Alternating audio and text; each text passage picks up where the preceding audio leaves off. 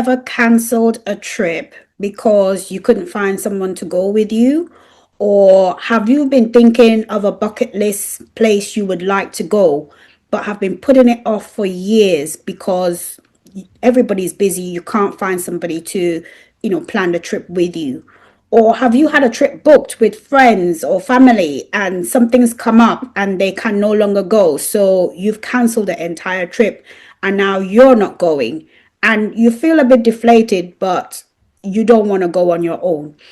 If that's you, if that resonates with you, then this video is for you. Hi, I'm Mel. I'm a self-confessed solo travel addict. I'm over 40 and I've been traveling to over 40 countries around the world.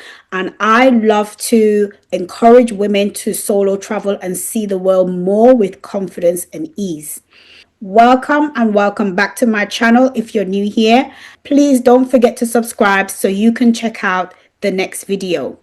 Now, I firmly believe that to successfully solo travel, you need to build yourself up to it.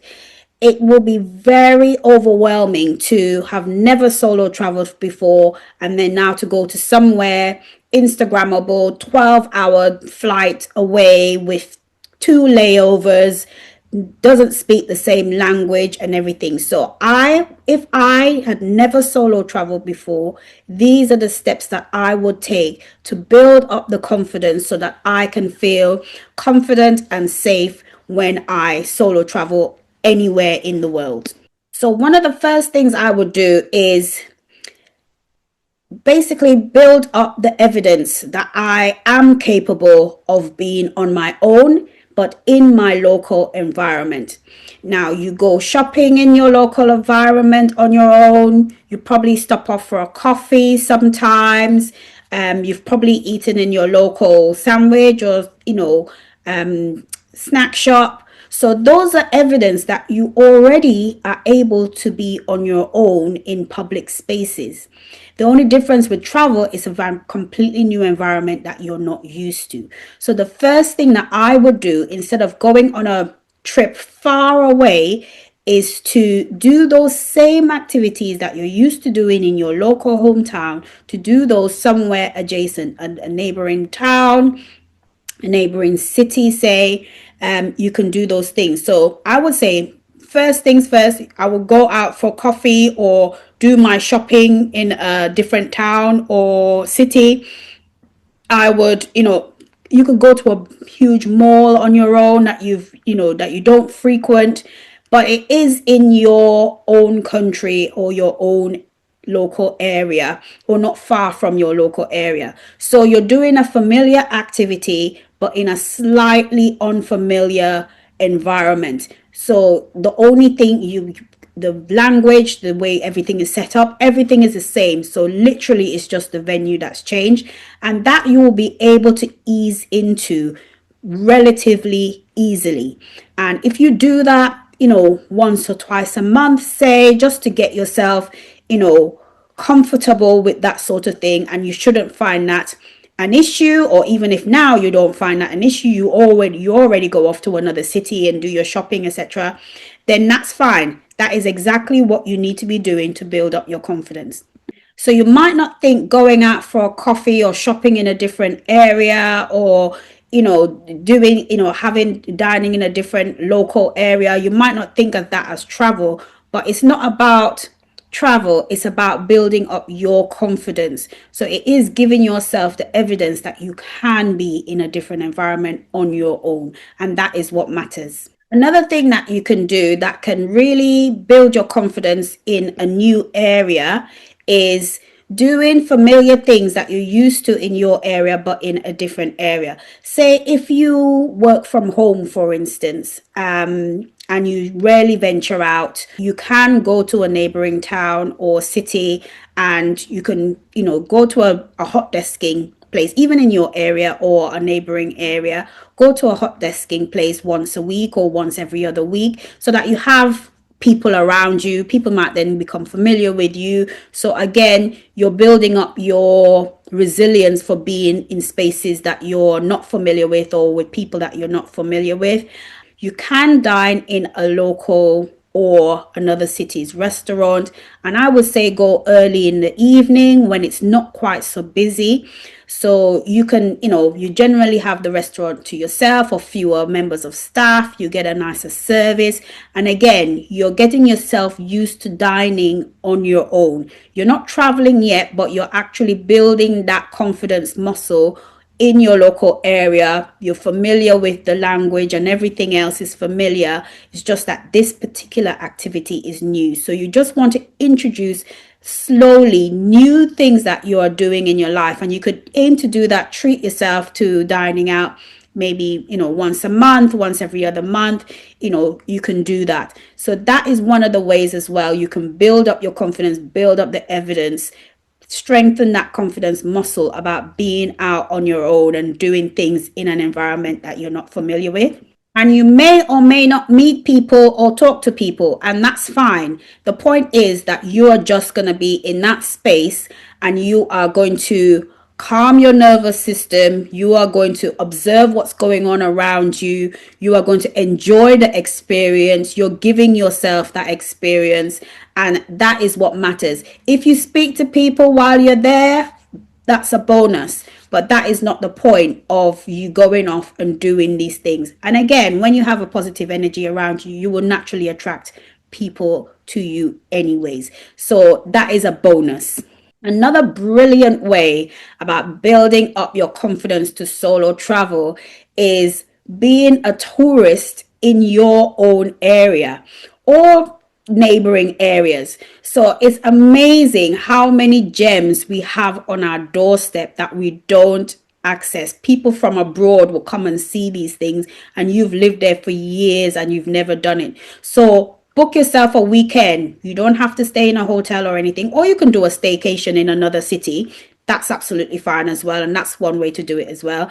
But take a weekend where you're gonna be a tourist for a day, for a couple of days, and you're going to do the touristy things in your area. You go to the gallery, go to the museum, you go to the beautiful nature activities or parks, anything that sort of you like to do. And some of them you might already be doing. So then you can do that in a different area. You can do a staycation in a different area to get you familiar with just navigating, just planning a very light, low-key itinerary. I'm going to go to a couple of places and then do a lunch, and then I'm going to come home, or I'm going to do I'm going to visit a couple of things, and then I'm going to have a light dinner early in the evening, and then I come home. So again, you're just building that muscle slowly, doing things for yourself, not relying on people having to come out with you every time, because life is just not waiting for anyone. Time is not waiting.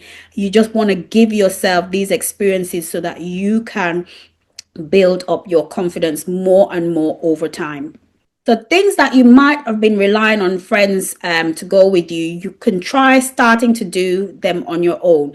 Things like going to the cinema, going to brunch on your own, going to a music concert on your own. And I've done a few of those. If there's somebody that I want to see, wild horses are not keeping me back from going to see that person. I've gone to see several of my favorite artists on my own, and I've always enjoyed the experience. The people around you are vibing with you. You all like the same thing. You have something in common with anybody going there anyways. So it really does build your confidence, and I absolutely love it. When you want ready to go, you can go. You don't have somebody hanging on. You don't have somebody that's not well. You don't have somebody. Everything is just as you want it. So start doing things that you enjoy. Look for, if you got favorite artists that's coming into town, or somebody that may be low key that you know of, get on some mailing lists from some of the ticketing events places, and see what there might be things that you might be interested in. Theatre is another one I quite like. African inspired arts and exhibitions and events. So I would look out for things like that. And if it fits in with my schedule, I will go off and enjoy an afternoon doing something like that, or an evening going to a concert or anything like that. So that again builds up your confidence about being in spaces where you don't know anyone, but you're also in an environment you still feel safe that you are familiar with. And that is the key. Another great way to build up your confidence to solo travel, as well as like I've mentioned, a staycation or doing touristy things in your local area, is going on a spa break on your. It's great to do it with the girls, and I absolutely love going on spa with the girls, etc. But everybody is busy. Everybody has their life to run. Everybody's doing stuff. So when I feel like I need a break, one of the things that I absolutely love doing is doing a spa break. I would either go for a day spa or go for, with an overnight stay. And I treat myself to some treatments. I look after my skin. And it's like I'm really indulging myself because I absolutely deserve it. I work hard. And I deserve some pampering, some relaxation. So again, this is one of the things you might want to do on holiday. So why not try it at home? Get familiar with it. I mean, if you're not used to people, having massages or facials or whatever, treat yourself to something like that once in a while. And again, that builds up your confidence as well about and getting to know yourself about what you like and what you don't like, quite frankly, because if you've never traveled before, what are you going to do when you go to travel? If you don't know what you like at home and the things that you like to do, how are you going to know what you like to do when you go to a different country that you don't speak the language and you don't understand anything that's going on? So building up your likes and dislikes in your local, so you're really getting to know yourself. This is the key. You really do know yourself. So when you do go to a place that you're not familiar with, you know exactly what you like and what you don't like and how you like it. So that keeps you very, very settled. You're not anxious. You're not awaiting things to happen to you. You've planned what it is you want and how you want the vibe you want for your holiday, and you know exactly what to expect. If it doesn't match, you can cut it off, cut it short, and move on to something else. So you're literally learning yourself. And I think this is one of the key things about solo traveling with confidence. You really do understand yourself, you trust yourself, and you know what you like and what you don't like. And then that keeps you very much at ease. So once you've done some of these things to really test the waters, see how you navigate local situations a bit more out of your comfort zone, and you're feeling that you're okay with those and you're ready to take that bucket list trip to that destination that you've been thinking of. Your first trip, I would say, don't go too far. You could go somewhere maybe that you don't know the language. That's okay. But don't go too far and don't stay away too long. I would say make your first trip within 7 days. You don't want to go too long that you then, you get to the point where you might be bored or, you're not sure what to do. So keep it short, 5 to 7 days, maybe a long weekend city break somewhere. Somewhere nice. Have a light itinerary, nothing too busy. You're not doing more than one thing in a day so that you can come back and reflect, or you don't have anything concrete. And if you want to do more when you get there, you have the option to do that. But don't plan anything too busy, and keep it very light. Plan a nice dinner one of the evenings. Plan one thing you're going to try to do each day. If you don't feel like doing it that day, you can just can it, and that's fine. And so you start building up your your tolerance for new environments and new things. I mean, you might be encountering new foods, new sounds, new languages that you don't understand. I would say always, if you're going somewhere where that language is not your first language, have a few polite words. Please, thank you, hello, those sort of phrases, just a few phrases, so that it warms local people to you that you're actually trying, and they're a bit more forgiving that you don't understand their language. Don't go to another country expecting everybody to understand English if English is your first language or the language that you come from, because it is a tourism industry. You can't always expect that, and so you need to be prepared for that. So just have please, thank you, hello, goodbye, nice to meet you, those just few phrases to start open up the conversation. Then you can say, oh, I'm sorry, I don't speak your language. Can you communicate? And they're more than happy to oblige you, I find. So that is one of the tricks for your first solo trip away. Don't make it too long. If the language is not your first language, have a few local phrases under your belt. Keep your itinerary light, keep the trip short, and see how you go with that. And then you're ready to do more trips that are more adventurous, that are further afield, that are even more unfamiliar cultures. And for me, learning and meeting different people from different cultures, different languages, different foods, it just wakes me up. I absolutely love trying and learning new things. And that energy I come back with and I put it into every other aspect of my life, which is why I think solo traveling is so empowering. And if you're a woman 40 or over, a professional, you've been taking care of family for a long time and you want to start putting yourself first, solo travel is one of the best gifts you can give yourself. And I think every woman should do this for herself. So that's exactly how I would build myself up to solo travel if I'd never done it before. I'm in my 40s. I've put off traveling because I can't get to coordinate with my friends to do some stuff. I've got family that are totally relying on me, and I want to build up my confidence to do something for myself, i.e. solo traveling. These are the steps that I would take. I would do things locally first. I would try new things locally first. I would then expand that to a staycation or a spa break. I would extend that to, things that are more, more crowded, like a concert or a brunch on my own, and just build it up slowly over time.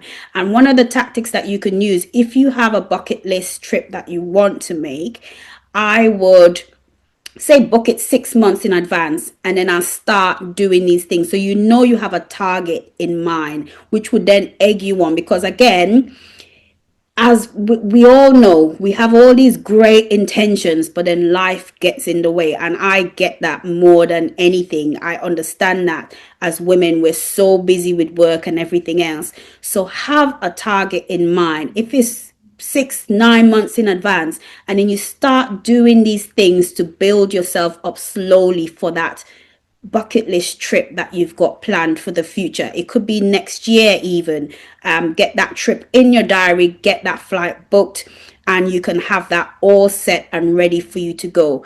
And if you need any help with booking or planning your trips, one of the things that I do, I'm a licensed travel agent. So I support women, anyone really, to travel anywhere in the world. So if you want to take the stress away from planning it all, getting your itinerary sorted, having suggestions. So again, I've been to lots of destinations, over 82 cities across the world.